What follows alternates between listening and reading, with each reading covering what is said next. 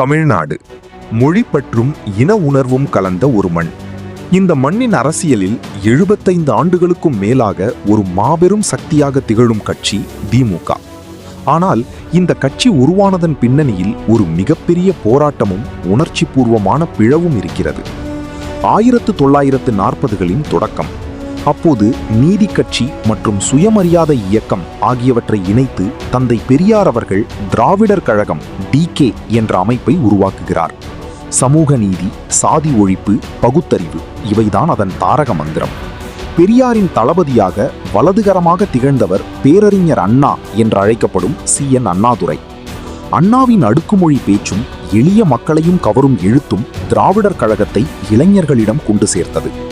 ஆனால் காலப்போக்கில் குருவுக்கும் பெரியார், சீடனுக்கும் அண்ணா இடையே சில கொள்கை மாறுபாடுகள் முளைக்கத் தொடங்கின. அது ஒரு மழைக்காலம். 1949 செப்டம்பர் 17 சென்னை ராயபுரம் ராபின்சன் பூங்காவில் பல்லாயிரக்கணக்கானோர் திரண்டிருந்தனர். பெருமழை பெய்து கொண்டிருந்தது. ஆனால் ஒருவர் கூட அங்கிருந்து நகரவில்லை.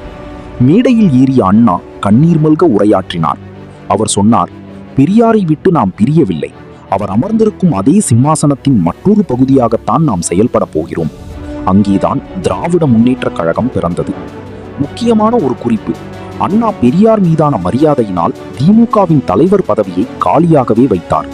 பெரியார் தான் என்றென்றும் நமது தலைவர் என்று அறிவித்துவிட்டு அண்ணா பொதுச் செயலாளர் பொறுப்பை ஏற்றுக்கொண்டார். திமுக வெறும் அரசியல் கட்சியாக மட்டும் இருக்கவில்லை, அது ஒரு கலைக்கூடமாகவும் மாறியது. கலைஞர் கருணாநிதியின் வசனங்கள், எம்ஜிஆரின் திரையுலக புகழ், அண்ணாவின் எழுத்து என திராவிட சினிமா என்ற புதிய ஆயுதம் மூலம் கிராமம் கிராமமாக தங்களது கொள்கைகளை கொண்டு சேர்த்தனர். 1957 முதல் முறையாக தேர்தலில் போட்டியிட்டு 15 இடங்களில் வென்றது.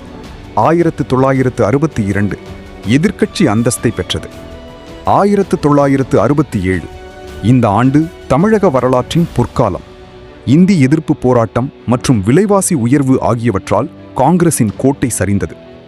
அண்ணா தலைமையிலான திமுக அமோக வெற்றி பெற்று ஆட்சியை பிடித்தது. அன்று தொடங்கிய திராவிட ஆட்சி இன்று வரை தமிழகத்தின் அடையாளமாக நீடிக்கிறது. ஒரு தனிமனிதனின் கொள்கை வேட்கையில் தொடங்கி இன்று லட்சக்கணக்கான தொண்டர்களை கொண்ட ஒரு பேரியக்கமாக வளர்ந்து நிற்கிறது திமுக.